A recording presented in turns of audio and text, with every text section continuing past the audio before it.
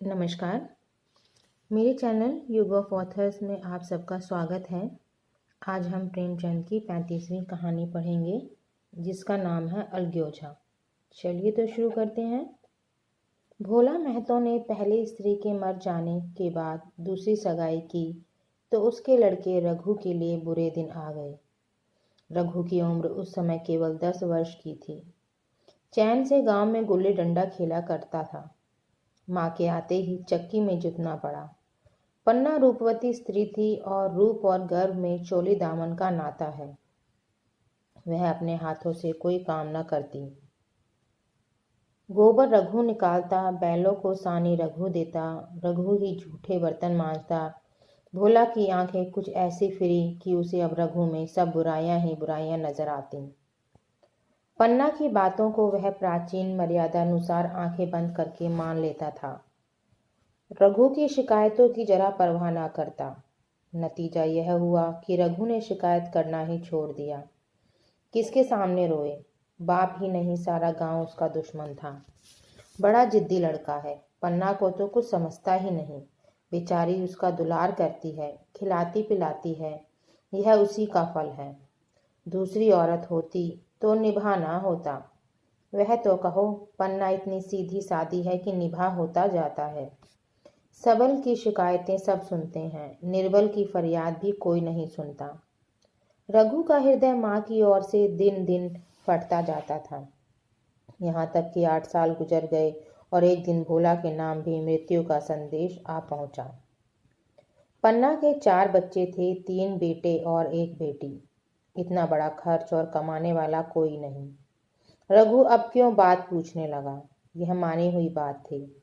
अपनी स्त्री लाएगा और अलग रहेगा। स्त्री आकर और भी आग लगाएगी। पन्ना को चारों ओर अंधेरा ही अंधेरा दिखाई देता था। पर कुछ भी हो, वह रघु की औरत बनकर घर में न रहेगी। जिस घर में उसने राज किया उसमें अब लौंडी न बनेगी। जिस लौंडे को अपना गुलाम समझा उसका मुंह ना ताकेगी। वह सुंदर थी, अवस्था भी कुछ ऐसी ज्यादा न थी। जवानी अपनी पूरी बहार पर थी। क्या वह कोई दूसरा घर नहीं कर सकती? यही ना होगा, लोग हंसेंगे। बला से उसकी बिरादरी में क्या ऐसा होता नहीं? ब्राह्मण ठाकुर थोड़ी ही थी कि नाक कट जाएगी। यह तो उन्हीं ऊंची जातों में होता है कि घर में चाहे जो कुछ करो, बाहर पर्दा ढका रहे। वह तो संसार को दिखाकर दूसरा घर कर सकती है, फिर वह रघु की दबैल बनकर क्यों रहे? भोला को मरे 1 महीना गुजर चुका था। संध्या हो गई थी। पन्ना इसी चिंता में पड़ी हुई थी कि सहसा उसे ख्याल आया, लड़के घर में नहीं है। यह बैलों के लौटने की बेला है। कहीं कोई लड़का उनके नीचे ना आ जाए। अब द्वार पर कौन है जो उनकी देखभाल करेगा? रघु को मेरे लड़के फूटी आंख नहीं भाती, कभी हंसकर नहीं बोलता। घर से बाहर निकली तो देखा रघु सामने झोपड़े में बैठा ऊख की गडेरिया बना रहा है। लड़के उसे घेरे खड़े हैं और छोटी लड़की उसकी गर्दन में हाथ डाले उसकी पीठ पर सवार होने की चेष्टा कर रही है। पन्ना को अपनी आंखों पर विश्वास न आया। आज तो यह नई बात है। शायद दुनिया को दिखाता है कि मैं अपने भाइयों को कितना चाहता हूँ और मन में छुरी रखी हुई है। घात मिले तो जान ही ले ले। काला सांप है, काला सांप, कठोर स्वर में बोली। तुम सबके सब वहां क्या करते हो? घर में आओ, सांझ की बेला है, गऊ आते होंगे। रघु ने विनीत नेत्रों से देखकर कहा, मैं तो हूं ही काकी, डर किस बात का है? बड़ा लड़का केदार बोला, काकी, रघु दादा ने हमारे लिए 2 गाड़ियां बना दी हैं। यह देख, एक पर हम और खुन्नू बैठेंगे, दूसरी पर लक्ष्मण और झुनिया। दादा दोनों गाड़ियां खींचेंगे। यह कहकर वह एक कोने से 2 छोटी छोटी गाड़ियां निकाल लाया। 4 पहिए लगे थे। बैठने के लिए तख्ते और रोक के लिए दोनों तरफ बाजू थे। पन्ना ने आश्चर्य से पूछा, ये गाड़ियां किसने बनाई? केदार ने चिढ़कर कहा, रघु दादा ने बनाई है, और किसने? भगत के घर से वसूला और रुखानी मांग लाए और चटपट बनवा दी। खूब दौड़ती है काकी, बैठ खुन्नू, मैं खींचूं। खुन्नू गाड़ी में बैठ गया। केदार खींचने लगा। चर चर शोर हुआ, मानो गाड़ी भी इसी खेल में लड़कों के साथ शरीक है। लक्ष्मण ने दूसरी गाड़ी में बैठकर कहा, दादा खींचो। रघु ने झुनिया को भी गाड़ी में बिठा दिया। और गाड़ी खींचता हुआ दौड़ा। तीनों लड़के तालियां बजाने लगे। पन्ना चकित नेत्रों से यह दृश्य देख रही थी और सोच रही थी कि वह रघु है या कोई और।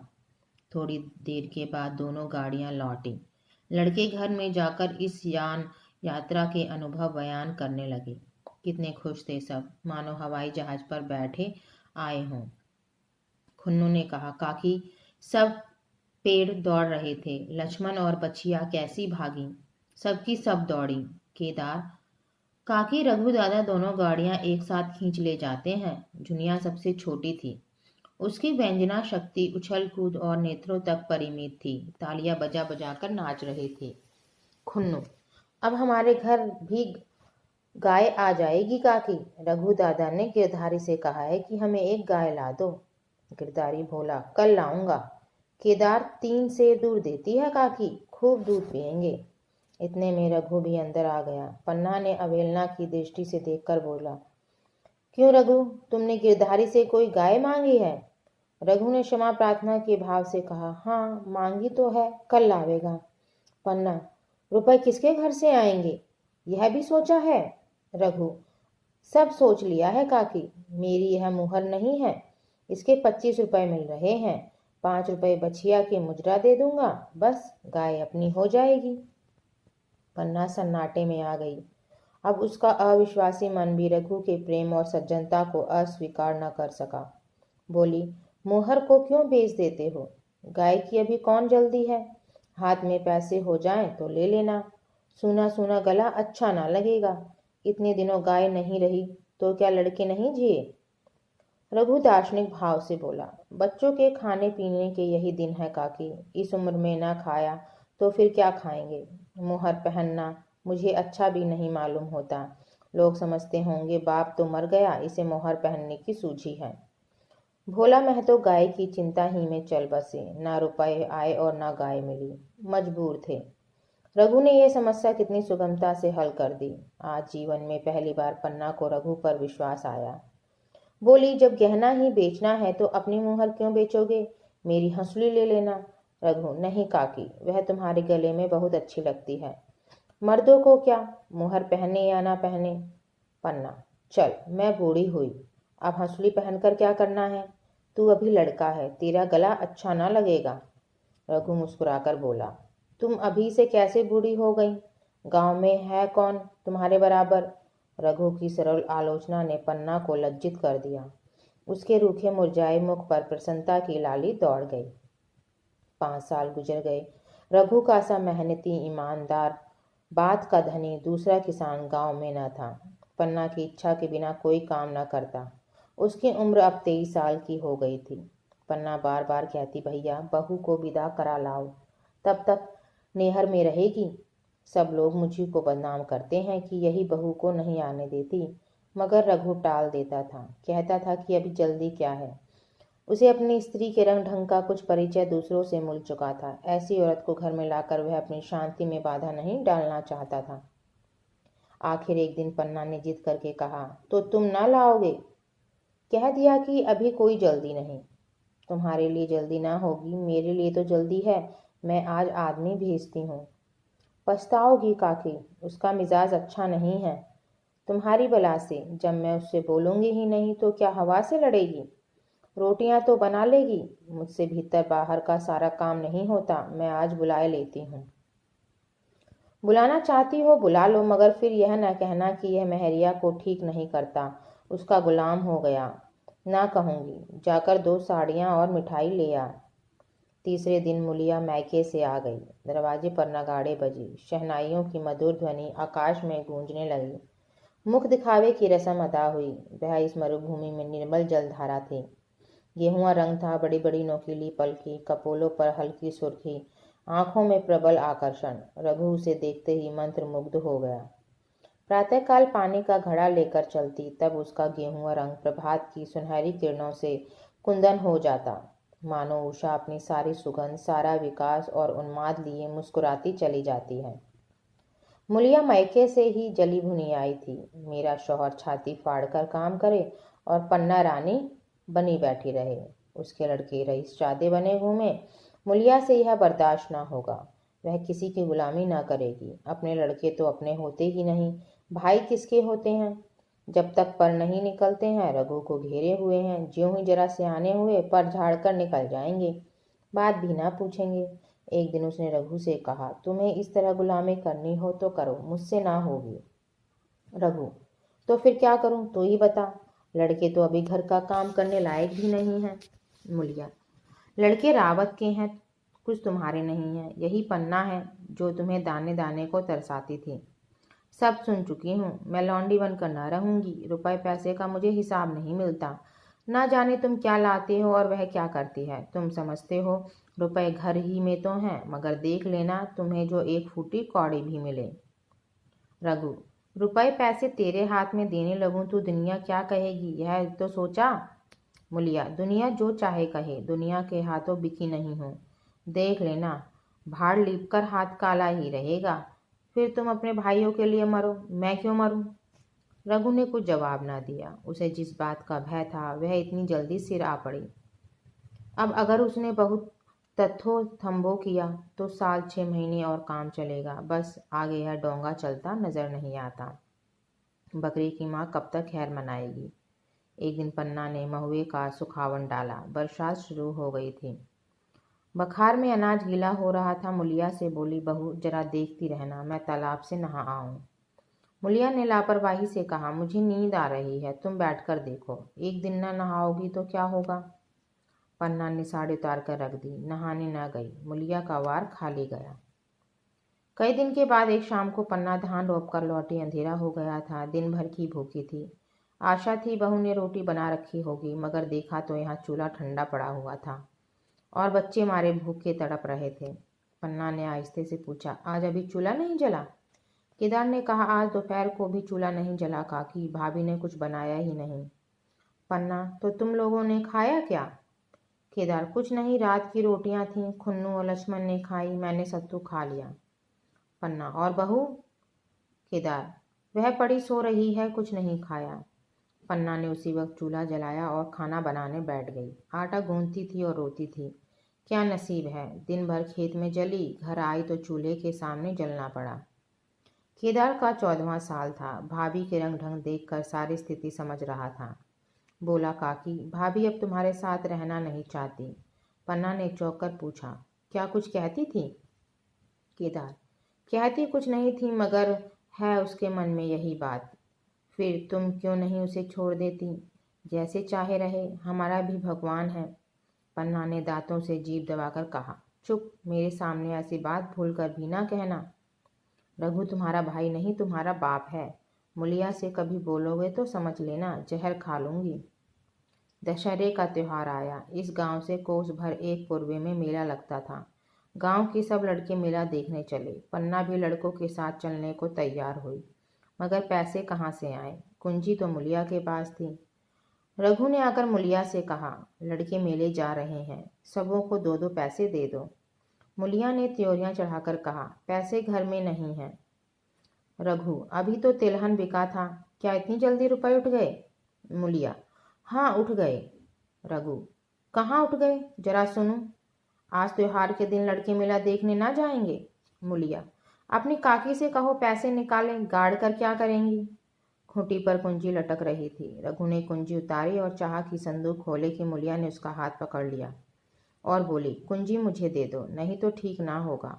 खाने पहनने को भी चाहिए, कागज़ किताब को भी चाहिए, उस पर मेला देखने को भी चाहिए। हमारी कमाई इसलिए नहीं है कि दूसरे खाएं और मूछों पर ताव दें। पन्ना ने रघु से कहा, भैया पैसे क्या होंगे, लड़के मेला देखने ना जाएंगे।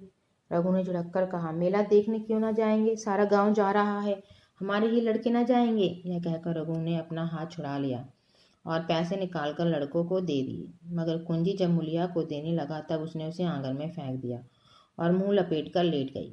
लड़के मेला देखने ना गए। इसके बाद 2 दिन गुजर गए। मुलिया ने कुछ नहीं खाया और पन्ना भी भूखी रही। रघु कभी इसे मनाता कभी उसे, पर यह ना उठती ना वह। आखिर रघु ने हैरान होकर मुलिया से पूछा, कुछ मुंह से तो कह, चाहती क्या है। मुलिया ने धरती को संबोधित करके कहा, मैं कुछ नहीं चाहती, मुझे मेरे घर पहुंचा दो। रघु, अच्छा उठ, बना खा, पहुंचा दूंगा। मुलिया ने रघु की ओर आंखें उठाईं। रघु उसकी सूरत देखकर डर गया। वह माधुर्य, वह मोहकता, वह लावण्य गायब हो गया था। दांत निकल आए थे, आंखें फट गई थी, नथुने फड़क रहे थे। अंगारे सी की लाल आंखों से देखकर बोली, अच्छा तो काकी ने यह सलाह दी है, यह मंत्र पढ़ाया है? तो यहाँ ऐसी कच्ची नहीं हूँ, तुम दोनों की छाती पर मूंग दलूंगी। हो किस फेर में? रघु, अच्छा तो मूंग ही दल लेना, कुछ खा पी लेगी तभी तो मूंग दल सकेगी। मुलिया, अब तो तभी मुंह में पानी डालूंगी जब घर अलग हो जाएगा, बहुत झेल चुकी, अब नहीं झेला जाता। रघु सन्नाटे में आ गया। 1 मिनट तक उसके मुंह से आवाज ही ना निकली। अलग होने की उसने स्वप्न में भी कल्पना ना की थी। उसने गांव में 2-4 परिवारों को अलग होते देखा था। वह खूब जानता था, रोटी के साथ लोगों के हृदय भी अलग हो जाते हैं, अपने हमेशा के लिए गैर हो जाते हैं, फिर उनमें वही नाता रह जाता है जो गांव के और आदमियों में। रघु के मन में ठान लिया था कि इस विपत्ति को घर में ना आने दूंगा, मगर होनहार के सामने उसकी एक ना चली। आह, मेरे मुंह में कालिख लगेगी। दुनिया यही कहेगी कि बाप के मर जाने पर 10 साल भी एक में निभाना हो सका। फिर किससे अलग हो जाऊं? जिनको गोद में खिलाया, जिनको बच्चों की तरह पाला, जिनके लिए तरह तरह के कष्ट झेले, उन्हीं से अलग हो जाऊं? अपने प्यारों को घर से निकाल बाहर करूं? उसका गला फंस गया। कांपते हुए स्वर में बोला, तू क्या चाहती है कि मैं अपने भाइयों से अलग हो जाऊं? भला सोच तो, कहीं मुंह दिखाने लायक रहूंगा? मुलिया, तो मेरा इन लोगों के साथ निभाना होगा। रघु, तो तू अलग हो जा, मुझे अपने साथ क्यों घसीटती है? मुलिया, तो मुझे क्या तुम्हारे घर में मिठाई मिलती है? मेरे लिए क्या संसार में जगह नहीं है? रघु, तेरी जैसी मर्जी, जहां चाहे रहे, मैं अपने घर वालों से अलग नहीं हो सकता। जिस दिन इस घर में 2 चूल्हे जलेंगे उस दिन मेरे कलेजे के 2 टुकड़े हो जाएंगे। मैं यह चोट नहीं सह सकता। तुझे जो तकलीफ हो वह मैं दूर कर सकता हूँ। माल असबाब की मालकिन तू है ही, अनाज पानी तेरे ही हाथ है, अब रह क्या गया है? अगर कुछ काम धंधा करना नहीं चाहती मत कर। भगवान ने मुझे समाई दी होती तो मैं तुझे तिनका तक उठाने ना देता। तेरे यह सुकुमार हाथ पांव मेहनत मजदूरी करने के लिए बनाए ही नहीं गए हैं, मगर क्या करूं, अपना कुछ बस ही नहीं है। फिर भी तेरा जी जो कोई काम करने को ना चाहे मत कर, मगर मुझसे अलग होने को ना कहे, तेरे पैरों पड़ता हूँ। मुड़िया ने सिर से आंचल खिसकाया, जरा समीप आकर बोली, मैं काम करने से नहीं डरती, न बैठे बैठे खाना चाहती हूँ, मगर मुझसे किसी की धौंस नहीं सही जाती। तुम्हारी ही काकी घर का काम काज करती है तो अपने लिए करती है, अपने बाल बच्चों के लिए करती है, मुझ पर कुछ एहसान नहीं करती।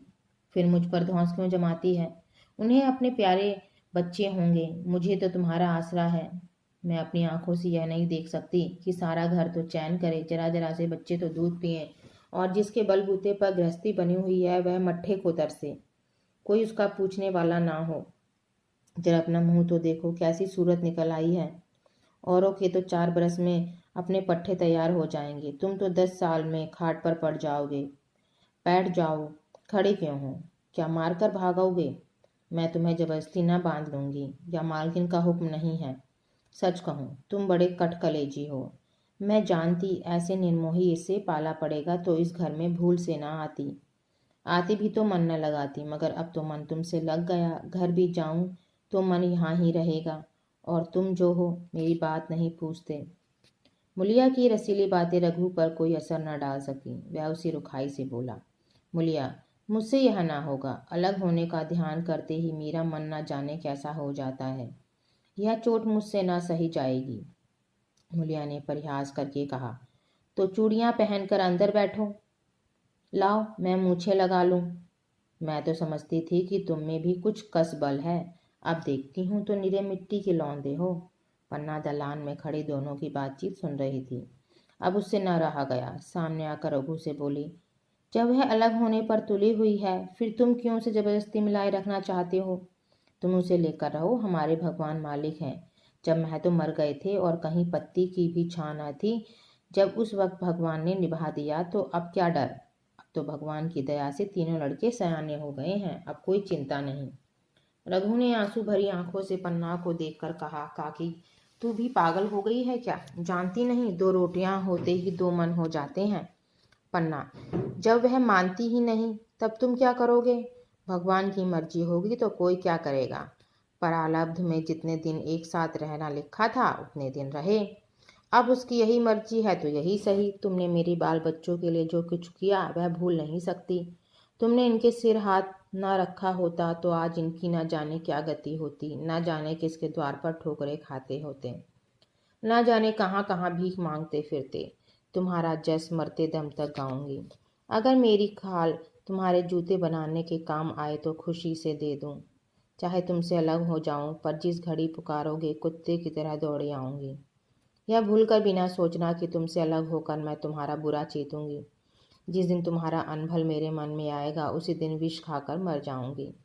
भगवान करे तुम दूधो नहाओ पूतो फलो। मरते दम तक यही असीस मेरे रोए रोए से निकलती रहेगी।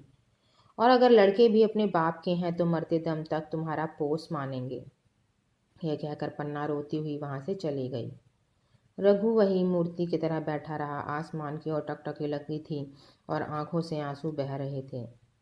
पन्ना की बातें सुनकर मुलिया समझ गई कि अपने पो बारा है। चटपट उठी, घर में झाड़ू लगाई, चूल्हा जलाया और कुएं से पानी लाने चली। उसकी टेक पूरी हो गई। गांव में स्त्रियों के दो दल होते हैं, एक बहुओं का, दूसरा सासों का। बहुएं सलाह और सहानुभूति के लिए अपने दल में जाती हैं, सासें अपने में। दोनों की पंचायतें अलग होती हैं। मुलिया को कुएं पर 2-3 बहुएं मिल गई। एक से पूछा, आज तो तुम्हारी बुढ़िया बहुत रो धो रही थी। मुलिया ने विजय के गर्व से कहा, इतने दिनों से घर की मालकिन बनी हुई है, राजपाट छोड़ते किसे अच्छा लगता है। बहन, मैं उनका बुरा नहीं चाहती, लेकिन एक आदमी की कमाई में कहाँ तक बरकत होगी।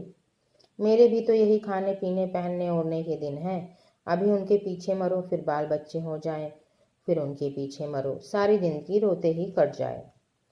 एक बहू, बुढ़िया यही चाहती है कि यह सब जन्म भर लौंडी बनी रहे, मोटा झोटा खाए और पड़ी रहे। दूसरी बहू, किस भरोसे पर कोई मरे। अपने लड़के तो बात नहीं पूछे, पराए लड़कों का क्या भरोसा। कल इनके हाथ पैर हो जाएंगे, फिर कौन पूछता है। अपनी अपनी मेहरियों का मुंह देखेंगे। पहले ही से फटकार देना अच्छा है, फिर तो कोई कलंक ना होगा। मुलिया पानी लेकर गई, खाना बनाया और रघु से बोली, जाओ नहा आओ, रोटी तैयार है। रघु ने मानो सुना ही नहीं, सिर पर हाथ रखकर द्वार की तरफ ताकता रहा। मुलिया, क्या कहती हूँ, कुछ सुनाई देता है। रोटी तैयार है, जाओ नहा आओ। रघु, सुन तो रहा हूँ, क्या बहरा हूँ। रोटी तैयार है तो जाकर खा ले, मुझे भूख नहीं है। मुलिया ने फिर नहीं कहा, जाकर चूल्हा बुझा दिया, रोटियां उठाकर छींके पर रख दी और मुंह ढांक कर लेट रही। जरा देर में पन्ना आकर बोली, खाना तैयार है, नहा धोकर खा लो, बहू भी भूखी होगी। रघु ने झुंझलाकर कहा, काकी, तू घर में रहने देगी कि मुंह में कालिख लगाकर कहीं निकल जाऊं। खाना तो खाना ही है, आज ना खाऊंगा कल खाऊंगा, लेकिन अभी मुझसे न खाया जाएगा। केदार, क्या अभी मदरसे से नहीं आया। पन्ना, अभी तो नहीं आया, आता ही होगा। पन्ना समझ गई कि जब तक वह खाना बनाकर लड़कों को न खिलाएगी और खुद न खाएगी, रघु न खाएगा। इतना ही नहीं, उसे रघु से लड़ाई करनी पड़ेगी, उसे जली कटी सुनानी पड़ेगी, उसे यह दिखाना पड़ेगा कि मैं ही उससे अलग होना चाहती हूँ, नहीं तो वह इसी चिंता में घुल घुल कर प्राण दे देगा। यह सोचकर उसने अलग चूल्हा जलाया और खाना बनाने लगी। इतने में केदार और खुन्नू मदरसे से आ गए। पन्ना ने कहा, आओ बेटा खा लो, रोटी तैयार है। केदार ने पूछा, भैया को भी बुला लो ना। पन्ना, तुम आकर खा लो, उसकी रोटी बहू ने अलग बनाई है। खुन्नू, जाकर भैया से पूछना आऊं। पन्ना, जब उनका जी चाहेगा खाएंगे, तू बैठकर खा, तुझे इन बातों से क्या मतलब। जिसका जी चाहेगा खाएगा, जिसका जीना चाहेगा ना खाएगा। जब वह और उसकी बीवी अलग रहने पर तुले हैं तो कौन मनाए। केदार, तो क्यों अम्मा जी, क्या हम अलग घर में रहेंगे। पन्ना, उनका जी चाहे एक घर में रहें, जी चाहे आंगन में दीवार डाल लें। खुन्नू ने दरवाजे पर आकर झांका, सामने फूस की झोपड़ी थी, वहीं खाट पर पड़ा रघु नारियल पी रहा था। खुन्नू, भैया तो अभी नारियल लिए बैठे हैं। पन्ना, जब जी चाहेगा खाएंगे। केदार, भैया ने भाभी को डांटा नहीं। मुलिया अपनी कोठरी में पड़ी सुन रही थी, बाहर आकर बोली, भैया ने तो नहीं डांटा, अब तुम आकर डांटो। केदार के चेहरे का रंग उड़ गया, फिर जबान ना खोली। तीनों लड़कों ने खाना खाया और बाहर निकले। लू चलने लगी थी। आम के बाग में गांव के लड़के लड़कियां हवा से गिरे हुए आम चुन रहे थे। केदार ने कहा, आज हम भी आम चुनने चलें, खूब आम गिरे हैं। खुन्नू, दादा जो बैठे हैं, लक्ष्मण, मैं ना जाऊंगा, दादा घुड़केंगे। केदार, वह तो अब अलग हो गए। लक्ष्मण, तो अब हमको कोई मारेगा तब भी दादा ना बोलेंगे? केदार, वाह, तब क्यों ना बोलेंगे? रघु ने तीनों लड़कों को दरवाजे पर खड़े देखा पर कुछ बोला नहीं। पहले तो वह घर से बाहर निकलते ही उन्हें डांट बैठता था, पर आज वह मूर्ति के समान निश्चल बैठा रहा। अब लड़कों को कुछ साहस हुआ, कुछ दूर और आगे बढ़े। अब भी ना बोला। कैसे बोले, वह सोच रहा था। काकी ने लड़कों को खिला पिला दिया, मुझसे पूछा तक नहीं। क्या उसकी आंखों पर भी पर्दा पड़ गया है? अगर मैं लड़कों को पुकारा और वह ना आए तो मैं उनको मार पीट तो ना सकूंगा। लू में सब मारे मारे फिरेंगे, कहीं बीमार न पड़ जाएं। उसका दिल मसोच कर रह जाता था, लेकिन मुंह से कुछ ना कह सकता था। लड़कों ने देखा कि यह बिल्कुल नहीं बोलते तो निर्भय होकर चल पड़े। सहसा मुलिया ने आकर कहा, आप तो उठोगे कि अभी भी नहीं? जिनके नाम पर फाका कर रहे थे उन्होंने मजे से लड़कों को खिलाया और आप खाया, अब आराम से सो रही हैं। मोर पिया बात न पूछे, मोर सुहागिन नाव। एक बार भी तो मुंह से न फूटा कि चलो भैया खा लो। रघु को इस समय मर्मांतक पीड़ा हो रही थी। मुलिया के इन कठोर शब्दों ने घाव पर नमक छिड़क दिया। दुखित नेत्रों से देखकर बोला, तेरा जो मर्जी थी वही तो हुआ, अब जा ढोल बजा। मुलिया, नहीं, तुम्हारे लिए थाली परोसे बैठी रही। रघु, मुझे चिढ़ा मत, तेरे पीछे मैं भी बदनाम हो रहा हूँ। जब तू किसी की होकर नहीं रहना चाहती तो दूसरे को क्या गरज है जो तेरी खुशामद करे? जाकर काकी से पूछ, लड़के आम चुनने गए हैं, उन्हें पकड़ लाऊं? मुलिया अंगूठा दिखाकर बोली, यह जाता है, तुम्हें 100 बार गरज है, जाकर पूछो। इतने में पन्ना भी भीतर से निकल आई। रघु ने पूछा, लड़के बगीचे में चले गए काकी? लू चल रही है। पन्ना, अब उनका कौन पूछतर है? बगीचे में जाए, पेड़ पर चढ़े, पानी में डूबे, मैं अकेले क्या क्या करूं? रघु, जाकर पकड़ लाऊं? पन्ना, जब तुम्हें अपने मन से नहीं जाना है तो फिर मैं जाने को क्यों कहूं? तुम्हें रोकना होता तो रोक ना देते, तुम्हारे सामने ही तो गए होंगे। पन्ना की बात पूरी भी ना हुई कि रघु ने नारियल कोने में रख दिया और बाग की तरफ चला। रघु लड़कों को लेकर बाग से लौटा तो देखा मुलिया अभी तक झोपड़े में खड़ी है। बोला, तू जाकर खा क्यों नहीं लेती? मुझे तो इस बेला भूख नहीं है। मुलिया ऐंठ कर बोली, हाँ, भूख क्यों लगेगी? भाइयों ने खाया, वह तुम्हारे पेट में पहुंच ही गया होगा। रघु ने दांत पीस कर कहा, मुझे जला मत मुलिया, नहीं अच्छा ना होगा। खाना कहीं भागा नहीं जाता, एक बेला ना खाऊंगा तो मर ना जाऊंगा। क्या तू समझती है घर में आज कोई छोटी बात हो गई है? तूने घर में चूल्हा नहीं जलाया, मेरे कलेजे में आग लगाई है। मुझे घमंड था कि और चाहे कुछ हो जाए पर मेरे घर में फूट का रोग ना आने पाएगा, पर तूने मेरा घमंड चूर कर दिया। परालब्ध की बात है। मुलिया तनक कर बोली, सारा मोह छो तुम्ही को है, किसी और को नहीं। मैं तो किसी को तुम्हारी तरह बिसुरते नहीं देखती। रघु ने ठंडी सांस खींचकर कहा, मुलिया, घाव पर नौन ना छिड़क, तेरे ही कारण मेरी पीठ में धूल लग रही है। मुझे इस गृहस्थी का मोह ना होगा तो किसे होगा? मैंने ही तो इसे मरमर जोड़ा है। जिनको गोद में खिलाया वही अब मेरे पट्टीदार होंगे। जिन बच्चों को मैं डांटता था उन्हें आज कड़ी आंखों से भी ना देख सकता। मैं उनके भले के लिए भी कोई बात करूं तो दुनिया यही कहेगी कि यह अपने भाइयों को लूटे लेता है। जा, मुझे छोड़ दे, अभी मुझसे कुछ ना खाया जाएगा। मुलिया, मैं कसम रखा दूंगी, नहीं चुपके से चले चलो। रघु, देख, अब भी कुछ नहीं बिगड़ा है, अपना हट छोड़ दे। मुलिया, हमारा ही लहू पिया जो खाने न उठे। लघु के कानों पर हाथ रखकर कहा, यह तूने क्या किया मुलिया? मैं तो उठ ही रहा था, चल खा लूं, नहाने धोने कौन जाए। लेकिन इतना कह देता हूँ कि चाहे 4 की जगह 6 रोटियां खा जाऊं, चाहे तू मुझे घी के मटके ही डुबो दे, पर यह दाग मेरे दिल से ना मिटेगा। मुलिया, दाग साग सब मिट जाएगा, पहले सबको ऐसा ही लगता है। देखते नहीं हो उधर कैसी चैन की बंसी बज रही है? वह तो मना ही रही थी कि किस तरह सब अलग हो जाएं। अब वह पहले की सी चांदी तो नहीं है कि जो कुछ घर में आवे सब गायब। अब क्यों हमारे साथ रहने लगी? रघु ने आहत स्वर में कहा, इसी बात का तो मुझे गम है। काकी ने से मुझे ऐसी आशा न थी। रघु खाने बैठा तो कौर विष के घूंट सा लगता था। जान पड़ता था रोटियां भूसी की हैं, दाल पानी सी लगती, पानी कंठ के नीचे ना उतरता था। दूध की तरफ देखा तक नहीं, 2-4 ग्रास खाकर उठाया, जैसे किसी प्रियजन के श्राद्ध का भोजन हो। रात का भोजन भी उसने इसी तरह किया। भोजन क्या किया, कसम पूरी की। रात भर उसका चित्त उद्विग्न रहा। एक अज्ञात शंका उसके मन पर छाई हुई थी, जैसे भोला महतो द्वार पर बैठा रो रहा हो। वह कई बार चौंक कर उठा, ऐसा जान पड़ा भोला उसकी और तिरस्कार की आंखों से देख रहा है। वह दोनों जून भोजन करता था, पर जैसे शत्रु के घर। भोला की शोक मग्न मूर्ति आंखों से न उतरती थी।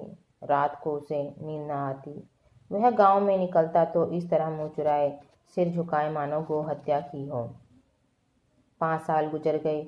रघु अब 2 लड़कों का बाप था। आंगन में दीवार खिंच गई थी, खेतों में मेढ़ें डाल दी गईं और बैल बछिए बांट लिए गए थे। केदार की उम्र अब 19 की हो गई थी।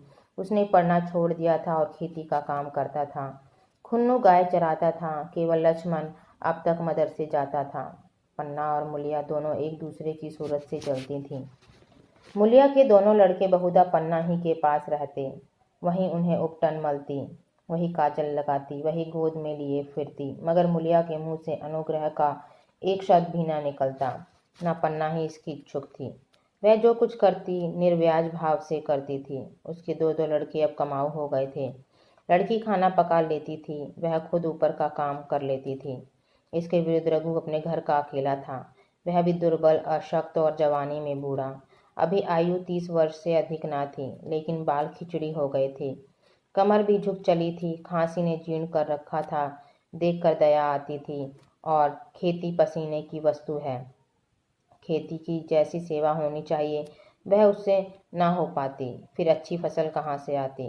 कुछ ऋण भी हो गया था। वह चिंता और भी मारे डालती थी। चाहिए तो यह था कि अब उसे कुछ आराम मिलता। इतने दिनों के निरंतर परिश्रम के बाद सिर का बोझ कुछ हल्का होता। लेकिन मुलिया की स्वार्थपरता और अदूरदर्शिता ने लहराती हुई खेती उजाड़ दी। अगर सब एक साथ रहते तो वह अब तक पेंशन पा जाता। मजे में द्वार पर बैठा हुआ नारियल पीता। भाई काम करते, वह सलाह देता। महतो बना फिरता। कहीं किसी के झगड़े चुकाता, कहीं साधु संतों की सेवा करता। वह अवसर हाथ से निकल गया। अब तो चिंता भार दिन दिन बढ़ता जाता था। आखिर उसे धीमा धीमा ज्वर रहने लगा। हृदय शूल, चिंता, कड़ा परिश्रम और अभाव का यही पुरस्कार है। पहले कुछ परवाह न की, समझा आप ही आप अच्छा हो जाएगा, मगर कमजोरी बढ़ने लगी तो दवा की फिक्र हुई।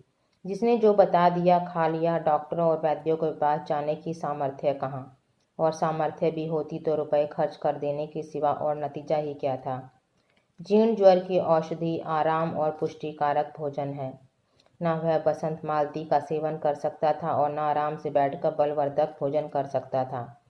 कमजोरी बढ़ती ही गई। पन्ना को अवसर मिलता तो वह आकर उसे तसल्ली देती, लेकिन उसके लड़के अब रघु से बात भी न करते थे। दवा दारू तो क्या करते, उसका और मजाक उड़ाते। भैया समझते थे कि हम लोगों से अलग होकर सोने और ईंट रख लेंगे। भाभी भी समझती थी सोने से लग जाऊंगी। अब देखें कौन पूछता है। सिसक सिसक कर ना मरे तो कह देना। बहुत हाय हाय भी अच्छी नहीं होती।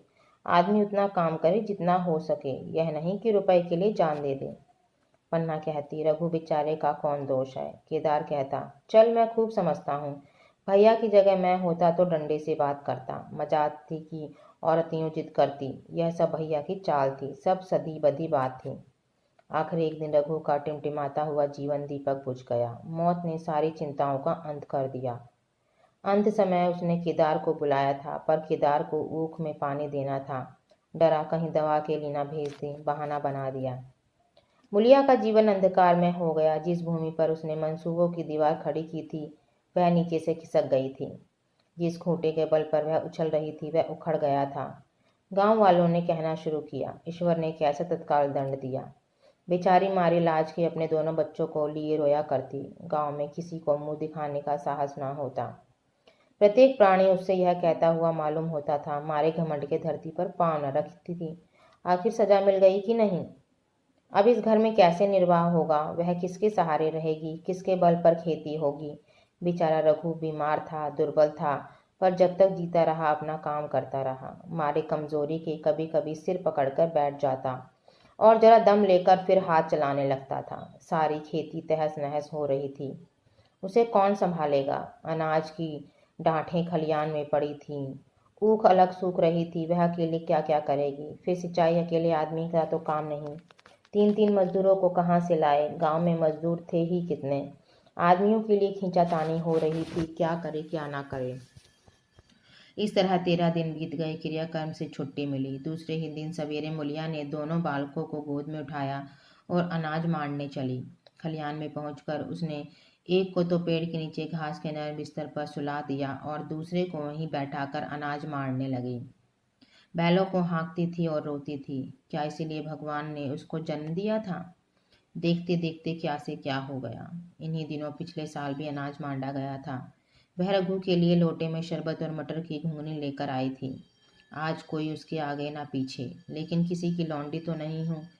उसे अलग होने का अब भी पछतावा ना था।